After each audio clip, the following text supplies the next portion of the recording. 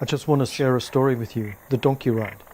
In the mid-80s, I traveled with my young girlfriend to visit a family friend who was living somewhere in the middle of Turkey.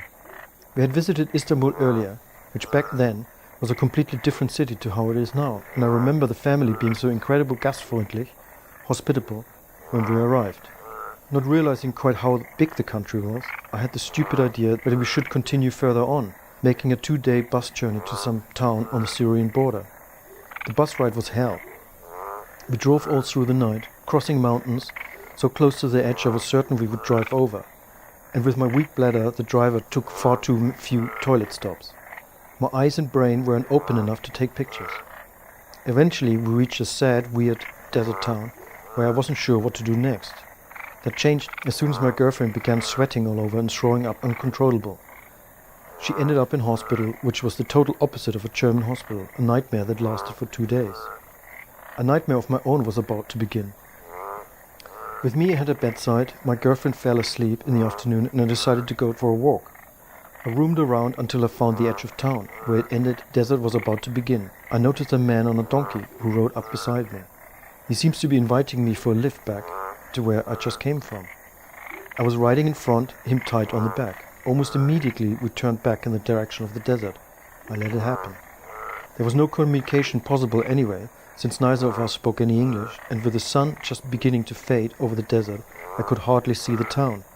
In every direction I saw no one, only dust. I think this was all very odd. Meanwhile, the man had started moving closer and closer towards me, rubbing his erect penis where my arse was. I was wearing shorts and a t-shirt, and he started touching me from behind, at which point it became clear I was in real trouble. My position was awkward. I was seated on the front of the donkey, and he had the advantage of coming at me from behind.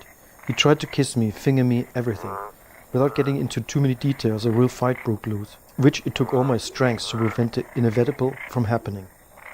I whacked the guy in his face numerous times with my elbow hard, all the time still balancing on top of the donkey. It was the most physical fight or encounter I've ever had to this day with a man. But there was another problem.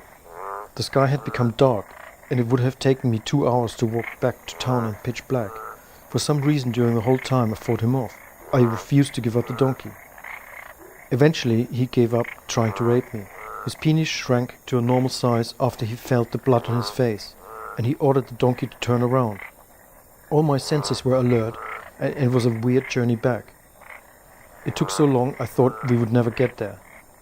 The man pushed me off at the edge of town. I left him and walked the rest of the way. When I returned to the hospital I didn't say a word. I was stumm. The rest of the trip was gloom, and when we got home into Germany, my girlfriend and I split up.